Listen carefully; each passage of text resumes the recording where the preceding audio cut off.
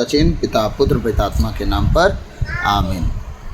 सर्वशक्तिमान महान परमेश्वर पिता, हम आपको धन्यवाद देते हैं, राजाओं के राजा प्रभुओं के प्रभु प्रभु यीशु मसीह, पिछली रात के लिए, आज के दिन के लिए, इस आने वाले समय के लिए, साम्राज्य के लिए पिता हम धन्यवाद देते हैं कि आपने अब तक हमें जीवित सुरक्षित अचानक मरण से बचाया, हर अप्रिय घटना से, हर दुर्घटना से बचाया, उसके लिए धन्यवाद पिता। आज तक जो भी जाने अनजाने में गलती गुनाह हुआ हो उसके लिए मैं क्षमा कीजिए। सारी बातों को आपके चरणों में रखता हूँ परमेश्वर। मेरे मुख पर पहरा बिठाइए, मेरे होठों के द्वार की रखवाली कीजिए। आज बोलने वाला मैं नहीं वरन आप स्वयं मुझ में होकर अपने वचनों के द्वारा आप बातचीत करें, ताकि आज का हर एक वचन प्रभु आपके कहे अनुसार हो, हमारे जीवन की हर एक कमी घटी को दूर करे, पवित्रताई और खराई में हमें लिए चले।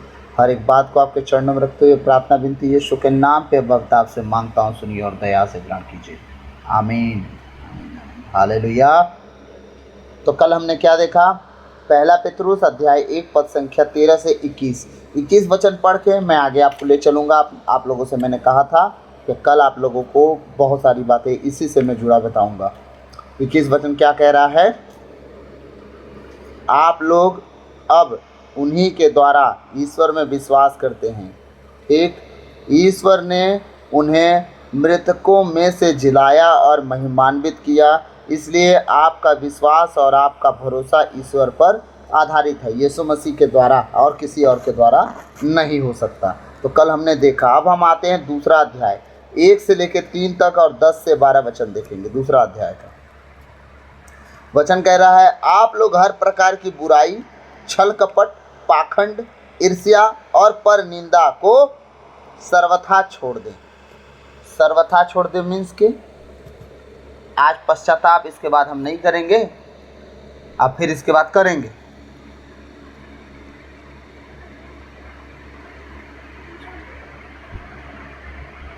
आप लोग हर प्रकार की बुराई, पहले तो क्या हर प्रकार की बुराई, सब प्रकार की बुराई, सब प्रकार की मतलब ऐसी कोई भी बुराई मतलब आपको ना घिरने पाए, दुनिया की किसी भी तरह की।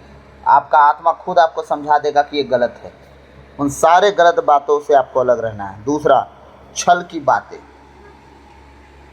कपट की बातें, बुराइयाँ, हाँ, अपने तर्कों में बात कर करके लोगों को उलझाना फंसाना, हाँ, पाखंड, परमेश्वर का नाम ले लेके उल्टे पुल्टे काम करना, फिर परमेश्वर का नाम लेना और कहना हम बहुत धर्मी हैं, ठीक। और ईर्ष्या, जलन रखना दूसरों के प्रति, विरोध रखना दूसरों के प्रति, क्रोध रखना दूसरों के प्रति, हाँ, ईर्ष्या जलन ये बहुत नुकसान पहुंचाता है, याद रखिएगा। अंदर ही अंदर जलते रहना एकदम दूसरों के लिए। और पर निंदा, किसी भी व्यक्ति की निंदा करना, बुराई करना, ये आपको परमेश्वर कह रहा है आपको सर्वथा के लिए छोड़ देना चाहिए, हमेशा हमेशा के लिए। अगर आप ऐसा कर लेते हैं, याद रखिएगा, पवित्रता ही ऐसा जीवन जीने का तरीका है जो आपको परमेश्वर के करीब ले जाता है, उससे मिलने का रास्ता दिखाता है, आमीन, हालेलुया। पवित्रता ही एक ऐसा रास्ता है जो प्रभु के साथ आपको जीने का रास्ता दिखाता है। अगर पवित्रता जीवन में नहीं है तो ना आप उपवास कर सकते हैं, ना आप प्रार्थना कर सकते हैं, ना वचन आप पढ़ सकते हैं, ना संगति में जा सकते हैं, ना चर्च अटेंड करने का मन करेगा। अगर पवित्रता है तो आत्मा की भोजन के लिए आत्मा आपको उकसाएगा और आप उस आत्मा की भोजन को पाने और खाने के लिए छटपटाते रहेंगे। अगर कुछ समझ में नहीं आया, आपके पास कोई समय नहीं दिख रहा है, तो आप अपने परमेश्वर से आत्मा में बातें करना शुरू करेंगे और अपने परमेश्वर की आत्मा जो आपके साथ रहती है, निवास करती है, उसे आप धन्यवाद की स्तुति का बलिदान चढ़ाते, अनोखी भाषा में प्रेयर करते और उसके कृपादानों के लिए धन्यवाद बोलते, प्रभु का भजन गीत गाते, चलते फिरते काम करते, आप अपनी आत्मा को भूख को मिटाना शुरू कर देंगे। माना कि उससे वो पूरी तरह से मिट नहीं पाएगा, लेकिन कुछ तो होगा जहाँ कुछ नहीं होना था, हालेलुया। तो आप इन सब चीज़ों को, क्या क्या, बुराई, छल कपट, पाखंड, ईर्ष्या, पर निंदा, सब हमेशा के लिए आप छोड़ दें और पवित्रताई का रास्ता अपना लें, ताकि परमेश्वर आपके करीब आ सके, हालेलुया। आप लोगों ने अनुभव किया है कि ईश्वर कितना भला है, किया है कि नहीं अनुभव? बताइए, जितने ऑनलाइन है कमेंट में ज़रूर लिखिएगा। आप लोग 8 10 जन 12 जन, आज तो 18 जन कमेंट डालें हैं बस। कोशिश कीजिएगा, अगर परमेश्वर आप लोगों को इतना बुद्धि दिया है तो कमेंट ज़रूर डालिएगा कि आप लोगों को क्या इसका अनुभव नहीं है कि परमेश्वर कितना भला है। आपके जीवन के कार्यों को आप देखो, आप जीवित हो इसको देखो। दुनिया में न जाने कितने लोग हैं जो आज मर गए हैं। आपका परिवार सुरक्षित है, दुनिया में न जाने कितने लोग हैं जिनका परिवार असुरक्षित हो गया है। हाँ, आप सोचो, सोचो बहुत अच्छे से और ध्यान से सोचो अपने जीवन के विषय में कि क्या आपका प्रभु यीशु भला है कि नहीं। अगर है तो ज़रूर कमेंट में लिखिएगा कि आपकी गवाही क्या है, क्योंकि अगर वो भला है तो आपके जीवन में एक ज़रूर गवाही होगी, चाहे छोटी हो चाहे बड़ी। मेरी गवाही ये है कि मैं जीवित हूँ, मेरी गवाही ये है कि प्रभु यीशु मुझे मिले, मेरी गवाही ये है कि प्रभु यीशु मुझे मिले, मेरे जीवन में आए। मेरी गवाही ये है कि मुझ जैसे एक ठुकराए हुए व्यक्ति को चुना उन्होंने। मेरी गवाही ये है कि परमेश्वर मुझे पहचाना। वो हर एक को जानता है, लेकिन मुझे पहचाना कि मैं रोहित हूँ, बस मेरी गवाही ये है। बाकी कितने भी बड़े काम हुए होंगे तो यीशु के नाम से हुए हैं, मेरे नाम से कुछ नहीं हुए। जितने बड़े बड़े गवाहियाँ मेरे जीवन में परमेश्वर ने मुझे कलीसियाओं में दिखाया, अपने लोगों में दिखाया, बीमारी से दिखाया हो, चाहे किसी भी परिस्थिति से दिखाया हो। अगर गरीबी से लोग आज़ाद हो रहे हैं आज, अगर परमेश्वर उन्हें भरपूरी में दे रहा है, वो सब उसके नाम से हुआ, मेरे नाम से कुछ नहीं हुआ। मैं अपने नाम से कुछ भी नहीं किया हूँ। हालेलुया।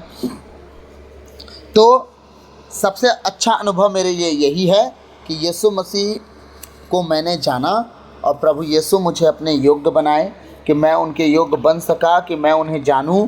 मैं इस योग्य बन सका कि उनके वचन को मैं पढ़ूं। मैं इस योग्य बन सका कि उनके पीछे मैं चलूं। मैं इस योग्य बन सका कि वो अपनी भेड़ों का चरवाहा बना के मुझे खड़ा किया।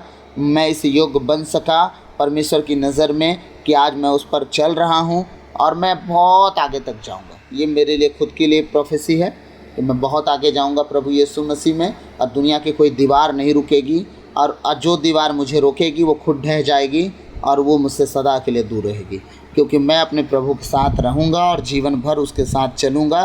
चाहे दुनिया छोड़ना पड़े मैं छोड़ दूँ, लेकिन प्रभु को नहीं छोड़ सकता। ये है मेरे लिए परमेश्वर का सबसे बड़ा अनुभव।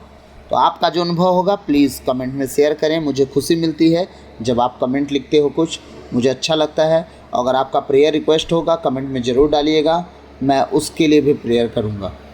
हालेलुया। आप लोगों ने अनुभव किया है कि ईश्वर कितना भला है, इसलिए नवजात शिशुओं की तरह, किस तरह? नवजात शिशु जो अभी अभी पैदा हुए हैं ना, उसकी तरह शुद्ध आध्यात्मिक दूध के लिए तरसते रहें, जो मुक्ति प्राप्त करने के लिए आपका पोषण करेगा। हालेलुया। किस तरह परमेश्वर का वचन कह रहा है आपको चलना चाहिए पता है? जिस तरह बच्चा पैदा होने के बाद दूध के लिए ललायित होते रहता है ना, आपको प्रभु यीशु मसीह के वचनों के लिए ललायित होकर चलना चाहिए। आज के कलीसिया का सिस्टम क्या है पता है? हर हफ्ता में कोई ना कोई तो संदेश दे ही देता है। हाँ, हमने वचन सुना है, हाँ आई नो ये वचन हम जानते हैं, हाँ हमें पता है, इसलिए आज तक तुम ना भरपूर नहीं हो पाए, क्योंकि तुम सब जानते हो। तुमने कभी बच्चों की तरह ये जीवन जिया है नहीं कि नहीं मेरे माता पिता अभी मुझे भोजन देंगे तो आप दूसरों पर आधारित नहीं हुए ना, आप खुद पर डिपेंडेंट हो गए। और परमेश्वर का वचन आज सिखा रहा है कि आज वचन के लिए आप कभी भी सेल्फ घमंड मत करो। वचन हर एक वक्ता को भी ज़रूरत पड़ता है, दुनिया कितना भी बड़ा क्यों ना हो, उसका भी कोई अगुआ होगा, उसे भी वचन सुनना है। हर वचन हर पल नया होता है, भूलिएगा नहीं। एक ही वचन से न जाने कितने लोग कितनी गवाहियाँ दे दिए, एक ही वचन से न जाने कितने भेद खुल गए। तो आपके लिए सब नया क्यों हो जाता, पुराना क्यों रहता है? मैं समझ नहीं पाता। आपके लिए पुराना इसलिए रहता है क्योंकि आप खुद अपने परमेश्वर के लिए पुराने से हो गए हो। आप अपना पुराना उतार नहीं रहे हो और नया धारण करना चाहते हो। इसीलिए परमेश्वर के नज़र में आपका स्वभाव और आपकी नज़र में परमेश्वर का स्वभाव एकदम उल्टा पुल्टा है। ब्लैक एंड वाइट नहीं चल रहा है, पारदर्शी नहीं चल रहा है, सब ब्लैक एंड ब्लैक खेल रहे हैं। आपको परमेश्वर कह रहा है कि आप सारी बुराई, अब बच्चा छोटा सा दूध पीता किसी को गाली देता है, किसी की चुगली निंदा करता है, किसकी चोरी करने जाता है, किसी की बुराई करने जाता है, वो तो बस दूध मांगते रहता है, मुझे कुछ नहीं चाहिए, दूध दे दो भैया, मुझे चुगली निंदा नहीं करना। परमेश्वर भी तो हमसे यही चाह रहे हैं कि हम बच्चों की तरह बने। जब उसके चेले पूछते हैं एक स्वर्ग राज में कौन जाएगा, तो वो मनुष्यों को देख के बोलता है मनुष्यों के लिए तो संभव नहीं है, लेकिन अगर हाँ बच्चे को बुलाया और उनके बीच में खड़ा किया, छोटे से बच्चे को, साड़ा बच्चा नहीं जो आजकल के 9-10 साल के होते हैं, आजकल के 9-10 साल के बच्चे तो सारे उनसे पास हैं। हाँ, एक छोटे से बच्चे को बुला के कहता है हाँ अगर इस बच्चे के जैसा अगर कोई बन जाए, कैसा? निस्वार्थी, कपट रहित, छल रहित, घमंड रहित, क्रोध रहित, ईर्ष्या जलन रहित, पाप रहित, सारे बुराई से दूर, अगर इस बच्चे की तरह अगर कोई बन जाए तो स्वर्गराज उसका है। हालेलुया, प्रभु की स्तुति हो, प्रभु का धन्यवाद। यीशु की स्तुति हो, यीशु का धन्यवाद। पवित्र आत्मा की स्तुति हो, पवित्र आत्मा को धन्यवाद। पिता परमेश्वर की स्तुति हो, पिता परमेश्वर को धन्यवाद। हालेलुया। इसलिए प्रभु का वचन कह रहा है आप छोटे से बालकों की तरह, दूध के लिए जिस तरह बच्चा ललायित होता है, आप भी अपने पिता परमेश्वर के वचन के लिए ललायित रहो। हालेलुया। और किसी और चीज़ों के लिए नहीं, दुनिया की सारी चीज़ें आपके पैरों में चल के आएंगी, बस प्रभु के वचन के लिए ललायित रहो। कितना समय मिला, 5 मिनट मिला, बाइबिल खोल के बैठ जाओ। 10 मिनट समय मिला, बाइबिल खोल के बैठ जाओ। 15 मिनट समय मिला, बाइबिल खोल के बैठ जाए। यहाँ तक कि 1 मिनट का समय मिला, कहीं का एक चैप्टर उठाओ, एक वचन पढ़ो और तुरंत बाइबिल बंद करो और जाओ। आप सोच भी नहीं सकते ये ललायतपन जो होता है ना, आपको कितना ऊंचा उठा सकता है, आपने कभी सोचा भी नहीं होगा। हालेलुया। हम अपने परिवार में उलझे रह जाते हैं, लेकिन परमेश्वर को समय नहीं देते। याद रखिएगा, ये जीवन उलझने का कभी काम नहीं देता। जितने लोग दुनिया में जी लिए, अपने परिवार को 100% भी समय दे दिए, लास्ट में उन्हें क्या मिला पता है? क्या किया आपने हमारे लिए? वही औलाद बड़े होके ऐसे ही सवाल और जवाब करते हैं। लेकिन जिस दिन आप परमेश्वर को 100% देना शुरू कर दो ना, वो औलाद भी आपकी सेवा करते हैं पूरी ज़िंदगी। इसलिए इतना समय इंसान को मत दो, चाहे वो आपकी औलाद हो, चाहे कोई हो, तो परमेश्वर तक आपसे रूठ जाए कि तुम अब्राहम ही बन लो, और जिस दिन बलिदान का नौबत आए आप हार जाओ। इब्राहिम तो जीत गया, लेकिन हम शायद जीत पाएँ। हालेलुया। इसीलिए अपने प्रभु को समय दो, ताकि वो नवजात शिशु की तरह आप उसके वचनों के ललायत बने और परमेश्वर आपको तृप्त करे। हालेलुया। आगे हम बढ़ेंगे, 10 से लेके हम 12 पढ़ेंगे, 2 अध्याय का 10 से 12। हालेलुया। प्रभु की स्तुति हो, प्रभु का धन्यवाद। 10 से हम 12 पढ़ेंगे। वचन क्या कह रहा है? पहले आप प्रजा नहीं थे। पहले आप कौन नहीं थे? प्रजा नहीं थे। प्रजा कौन था पहले? यहूदी। भूलिएगा नहीं, सारी प्रजा यहूदी थी। एक बात हमेशा याद रखिएगा जो मैं बोलने जा रहा हूँ। यीशु मसीह ने लोगों के सामने कहा, इज़राइल की खोई हुई भेड़ों के लिए मैं बुलाया गया हूँ। जब वो स्त्री आई थी, बोली थी मेरी बेटी बीमार है, उसने कहा था कुत्तों की रोटी, अरे बच्चों की रोटी कुत्तों के सामने नहीं डाली जाती है ना। उसने कहा जूठन तो पिल्ले भी चाटते हैं। प्रभु ने कहा चलो तुम्हारे विश्वास के द्वारा वो चंगी हो गई है। तो यीशु मसीह ने एक बात कहा था कि तुम, प्रभु यीशु इज़राइल की खोई हुई भेड़ों के लिए बुलाया गया है और किसी के लिए नहीं, ठीक ना, गैर जातियों के लिए नहीं। आज इस वचन पर ध्यान रखे रहिएगा जो मैं बताया, आज हमारे लिए बात हो रही है। उस दिन यहूदियों के लिए बात हो रही थी। आज क्या कहा जा रहा है 10वां वचन में?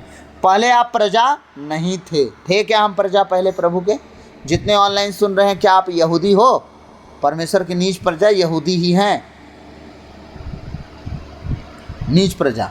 लेकिन यीशु मसीह के चेलों के द्वारा प्रभु ने काम करवा डाला, और हम जैसे लोग, जैसे आज हम जो पहले क्या नहीं थे, प्रजा नहीं थे, पर परमेश्वर का अनुग्रह हम पर लग गया और हम प्रजा के स्थान पे चले गए। पहले आप प्रजा नहीं थे, अब आप ईश्वर की प्रजा हैं। अब आप ईश्वर की प्रजा हैं। पहले आप थे क्या? नहीं।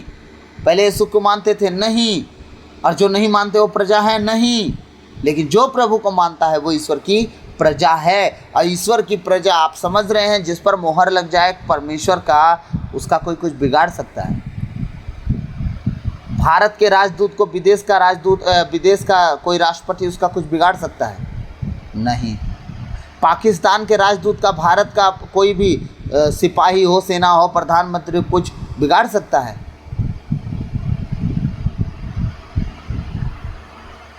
हालेलुया,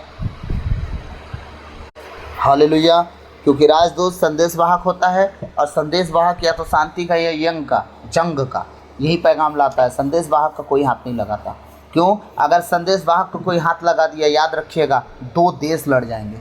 एक संदेशवाहक को मारने के कारण, उसको छेड़ने के कारण 2 देश लड़ जाएंगे। उसे कोई नहीं रोक सकता लड़ाई। संदेशवाहक की गलती नहीं होनी चाहिए, वो जाके वहाँ उदंडता ना करे बस। और संदेशवाहक कभी उदंडता नहीं करता।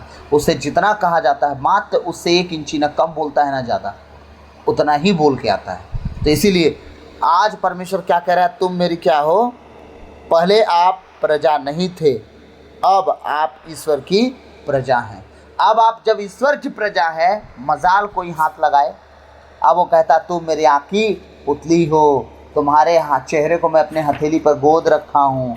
आप बताइए, परमेश्वर जब आपको अपनी निजी प्रजा कह दे, परमेश्वर जब आपको अपना बेटा बेटी कह दे, परमेश्वर जब आपको अपना मित्र कह दे, और यहाँ तक कि ये कह दे कि तुम अपने हृदय का द्वार खोलो, मैं खटखटा रहा हूँ, अब तुम पर अधिकार मैं नहीं, तुम अधिकार अपने आप पर रखो, बस मैं चाहता हूँ कि तुम मुझे अंदर बुलाओ, फिर मैं तुम्हारे साथ बैठूंगा भी और भोजन भी करूँगा। और परमेश्वर कहता अब मैं इधर उधर नहीं, तुम में निवास करूँगा। परमेश्वर 6 दिन सब कुछ किया, इंसान तक बना डाला, सब कुछ कर डाला, सब कोई जानते हैं। 7वें दिन विश्राम किया, सबको पता है। लेकिन सबको ये नहीं पता कि 6ठे दिन परमेश्वर ने अपने रहने के लिए घर बनाया, और जो हम हैं, और वो हम में विश्राम किया, और आज तक कर रहा है। तब ना इंसान बेचैन होता है तो वो बेचैन हो जाता है, और इनकी बेचैनी परमेश्वर को शांति से नहीं रहने देती। अब इसीलिए हमेशा कहा जाता है रिलैक्स, आराम से रहो, हर एक बात में आनंदित रहो। आनंद में बल है, एक अच्छी औषधि है। क्यों बोला जाता है? तुम्हारे आनंद में, तुम्हारे कमी घटी में, दुख में, तकलीफ में भी जब तुम आनंदित रहते हो, परमेश्वर उस आनंद को ही बल बनाता है और एक दिन तुम्हें मजबूत कर देता है, क्योंकि वो कहीं और नहीं, तुम्हारे अंदर निवास करके चलता है। आमीन। पहले आप प्रजा नहीं थे, अब आप ईश्वर की प्रजा हैं। पहले आप कृपा से वंचित थे, अब आप उसके कृपा पात्र हैं। याद रखिएगा, पहले आप कृपा से दूर थे, लेकिन अब आप कृपा पात्र हो चुके हैं। आपके जीवन में शांति, आपके जीवन में कृपा, भलाई, धीरज, संयम, प्रेम सब कुछ इंटर कर गया। गरीबी से दूर हो गए, लाचारी से दूर हो गए, तकलीफ़ों से दूर हो गए, बीमारी से दूर हो गए। हर एक परिस्थिति बदलने लगी आपकी, आपका घर बदलने लगा, आपका परिवार बदलने लगा। आप प्रभु के साथ चलने उठने बैठने के कारण आपके ऊपर उसकी कृपा आ गई। आप गरीबी से दूर हो गए, आप लाचारी से दूर हो गए, आज बीमारी से दूर हो गए, हर एक मुसीबत से आप दूर होने लगे। आपका प्रभु, आपका परमेश्वर आपको संभालने लगा, बचाने लगा, सुरक्षित करने लगा, आपको पवित्र और खरा जीवन देना शुरू कर दिया।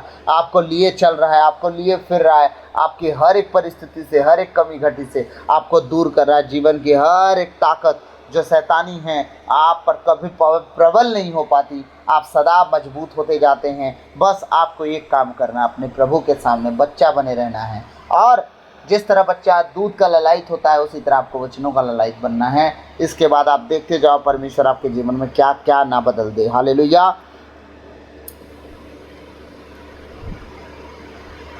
11वां वचन कहता है, प्यारे भाइयों, आप परदेसी और प्रवासी हैं।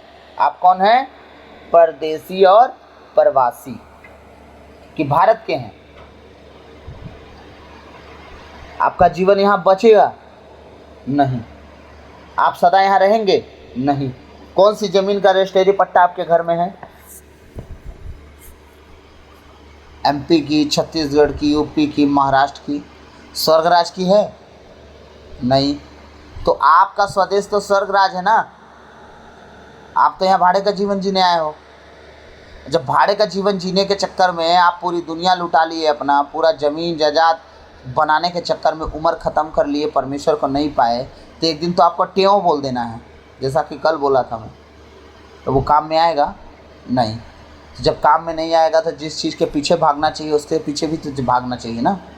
पूरा मन चित्त हम सिर्फ कमाने या जोड़ने में लगा दिए, प्रभु में नहीं लगाए। इसलिए अपना मन चित्त ना प्रभु में लगाएं। क्योंकि हम प्रवासी हैं, इसलिए मैं आपसे अनुरोध करता हूं कि आप शारीरिक वासनाओं का दमन करें जो आत्मा के विरुद्ध संघर्ष करती है।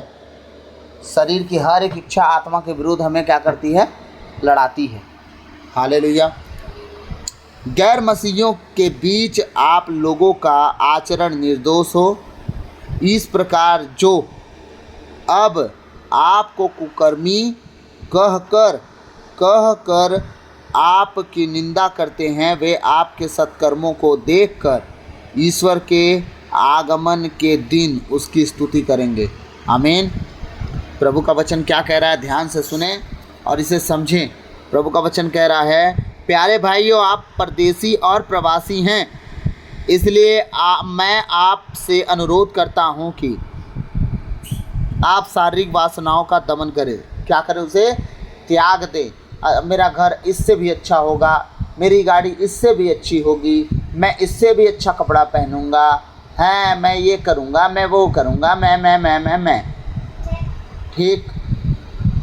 आप इस शरीर की वासनाओं को दमन करें, मतलब इसे छोड़ें, इसे हटाएं, निकालें अपने बीच से, और आत्मा की हर एक इच्छा को पूरी करने के लिए आप एकदम पूरी रीति से संघर्ष करें। नहीं तो ये आपको एकदम पूरी रीति से विरोध में ला देगा और आप इसका कुछ नहीं बिगाड़ पाओगे और आत्मा को आप त्याग दोगे अपने जीवन से। हालेलुया। जो आत्मा के विरुद्ध संघर्ष करती है, गैर मसीहियों के बीच आप लोगों का आचरण निर्दोष हो। कैसा हो? गैर जातियों के बीच में आपका आचरण कैसा हो? दारू पीने वाला, व्यभिचार करने वाला, बहन भाई लोग बाइक में एक दूसरे के साथ घूमे चिपक के, एंगेजमेंट और शादी से पहले, हाँ, गाली बकने वाला, जुआ खेलने वाला, सिगरेट पीने वाला, गुटखा खा के सब तरफ थूकने वाला। क्या हमारा आचरण गैर जातियों के सामने ऐसा होना चाहिए? अगर ऐसा आचरण हो जाएगा तो क्या गैर जाति कभी प्रभु को एक्सेप्ट करेंगे? क्या गैर जाति की बहनें कभी आएंगी पूछने आपसे कि हमारा पति दारू कैसे छोड़े?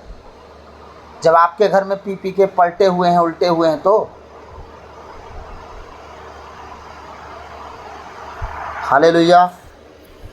गैर मसीहियों के बीच आप लोगों का आचरण निर्दोष, पाप से दूर, व्यभिचार से दूर, नशे से दूर, गाली गलौज से दूर, ईर्ष्या जलन डाह क्रोध लीला क्रीड़ा बैर भाव फूट ईर्ष्या जलन, चुगली निंदा पर स्त्री गमन, इन सारी चीज़ों से आपका वास्ता ना होना चाहिए, दूर दूर तक। तब तो गैर जाति के लोग आपसे सलाह लेंगे कि बताओ हम आपके जैसा जीवन कैसे जी सकते हैं, आपका जीवन इतना अच्छा कैसे हो गया, हमें भी बताओ। आप अपने प्रभु को इस तरह प्रेजेंट करो कि परमेश्वर को लोग जानने पे मजबूर हो जाएं कि इनका ईश्वर है कौन। और आप तो अपने ईश्वर को अभी भी रोज़ क्रूस पर चढ़ा रहे हो, रोज़ मार रहे हो, प्रतिदिन अपने चाल चलन के द्वारा, बातचीत के द्वारा, कामों के द्वारा, आचरण के द्वारा, स्वभाव के द्वारा आप अपने प्रभु को डेली मार रहे हो। तो परमेश्वर क्या आपसे यही चाहता है? नहीं। वो चाहता है गैर मसीहियों के बीच आप लोग अपना आचरण निर्दोष रखो, और कुछ नहीं चाहता। इस प्रकार जो अब आपको कुकर्मी कहकर आपकी निंदा करते हैं, आज तक जो आपको बुरा भला कह रहे, ईसाई लोग ऐसे होते हैं, ईसाई लोग वैसे होते हैं, ईसाई लोगों में तो ये चलता है, ईसाई लोगों में तो वो चलता है, वो तो दूसरे जगह का चढ़ा हुआ प्रसाद खा लेते हैं, है ना, उनका चढ़ावा भी खा लेते हैं, ये कर लेते हैं। ये आप जो आपके ऊपर ये सब झूठा आरोप लगाते हैं ना कुछ लोगों के चलते, आपके आचरण से आप उन लोगों को पूरी तरह से निगलेक्ट कर सकते हैं जो लोग ऐसा यीशु मसीह को बदनाम कर रहे हैं। आपका आचरण कह सकता है जो ऐसा काम करेगा भैया वो ईसाई हो ही नहीं सकता। अगर कोई ईसाई है तो प्रभु के वचन के अनुसार चलेगा, अपनी बुद्धि से नहीं चलेगा। ये यारी दोस्ती में सब चलता है, वो कभी नहीं चलता। हम मसीही लोग हैं, हम में हाँ की हाँ ना की ना सीधी बात आर पार वाली होती है। अगर मना है कोई चीज़ तो हम नहीं करते, तो बाकी लोग तो करते हैं। हम देखें ईसाइयों को, वो ईसाई हो ही नहीं सकते। वो यीशु मसीह का नाम खराब करके बस घूम रहे हैं। ईसाई ऐसा कर ही नहीं सकता। सच्चा क्रिश्चियन होगा, सच्चा ईसाई होगा, वो ऐसा नहीं कर सकता जो वो कर रहा है। तो आप उसकी बात छोड़ो। दुनिया में न जाने कितने तरह के दुनिया में श्रापित लोग हैं। वो तो जाएंगे, अपने आने वाले ख़ानदान पीढ़ी को भी लेके जाएंगे, लेकिन हम ऐसे नहीं हैं। हम बचेंगे, हमारा घराना बचेगा, आने वाली 1000 पीढ़ी बचेगी हमारे द्वारा। हमें प्रभु बचाएगा। आमीन। क्या कह रहे प्रभु का वचन? निर्दोष हो इस प्रकार जो अब आपको कुकर्मी कहकर आपकी निंदा करते हैं, वे आपके सत्कर्मों को देखकर ईश्वर के किसके आपके सच्चे कामों को देख के, आपके सत्कर्मों को, अच्छे कामों को देख के, सच्चे कामों को देख के, आपके भले कामों को देख के, हाँ, ईश्वर के आगमन के दिन उसकी स्तुति करेंगे। किसकी स्तुति? आप ही के परमेश्वर की स्तुति वो लोग ईश्वर का जब आगमन होगा ना करेंगे। कैसे? हाँ, इनका परमेश्वर सच में सच्चा है। इन्होंने बताया था कि इनका परमेश्वर जीवित है और दोबारा बादलों पर आने वाला है, न्याय करने वाला है। वो सच्चा है, जीवित है और वो कभी भी बुराई नहीं करता, हमेशा भलाई करता है। जिस दिन वो आएगा न्याय करने, उस दिन हर एक जाति के लोग आपके द्वारा सुसमाचार जब पाए रहेंगे ना, तो प्रभु की स्तुति करेंगे। और जब वो स्तुति करेंगे, याद रखिएगा, यीशु मसीह के सामने वही आपका मुकुट ठहरेंगे जिसको आप सुसमाचार बांटे हैं। हालेलुया। 13 वचन क्या कह रहा है? आप लोग प्रभु के कारण हर प्रकार के मानवीय शासकों की अधीनता स्वीकार करें, चाहे वह अधीनता सम्राट की हो जिसके पास सर्वोपरि अधिकार है, चाहे वो किसी की हो, चाहे वो एक राजा की हो, चाहे प्रजा की हो, चाहे दुनिया में किसी व्यक्ति की हो। आप अगर किसी के अधिकार में हैं, अधीन हैं, अधिकार में हैं, तो आप उसके अधीन भी रहें। अपनी बुद्धि ना लगाएं कृपया, और सीधे सीधे वचनों में चलते रहें। क्योंकि बहुत से लोग हैं कि अपने अधिकारियों से लड़ते झगड़ते रहते हैं और उन पर अपना शासन जमाना चाहते हैं। इसलिए मैं आप सबसे रिक्वेस्ट करूंगा कि अगर आप प्रभु के लोग हैं तो अपने आचरण को प्रभु के जैसा बनाएं। जैसा प्रभु चाहता है कि आप चले वैसा चलें। जैसा वो चाहता है कि आपके जीवन हो तो आपका जीवन वैसा हो। अगर वो चाहता है कि आप सत्कर्मी बने तो सत्कर्मी बने, कुकर्मी ना बने, ताकि आप अपने प्रभु को प्रेजेंट कर सके गैर जातियों के सामने। तब वो प्रभु को, आपके प्रभु को ग्रहण करने के लिए तैयार हो जाएं। अगर आप अपने प्रभु को दूसरों के सामने प्रेजेंट नहीं करवा पाए, अगर अपने प्रभु को दूसरों के सामने नहीं दिखा पाए कि वो कैसा है, कोई आएगा क्या सुसमाचार सुनने? हाँ, आप बच गए, हो गया, सारी जिम्मेदारी खत्म, दूसरे लोग कैसे बचेंगे? इसलिए आप अपने प्रभु के कहे अनुसार जीवन जियो, ताकि आपका प्रभु आपके जीवन में बहुतायत से आशीष का कारण बन जाए, आपको बचाए, आपके घराने को बचाए। और मैं विश्वास करता हूँ आप अब से कभी भी अकेले चर्च नहीं जाएंगे।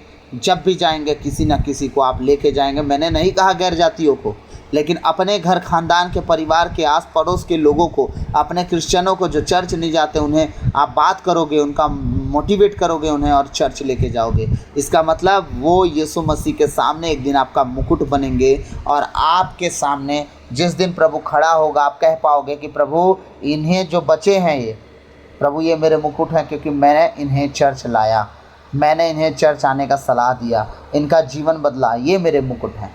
क्योंकि प्रभु ने हर एक व्यक्ति को कहा है तुम सुसमाचार सुनाओ। तो आप जिस तरह चर्च ला सकते हो, आप उस तरह सुसमाचार सुना रहे हो। वचन कोई बांटे, फर्क नहीं पड़ता। आने वाला जब आएगा ही तो वचन बांटने वाले का काम क्या? तो प्रभु आज के इन वचनों के द्वारा आप सबको आशीष दे। आमीन। आइए हम अंतिम प्रार्थना में जाएंगे।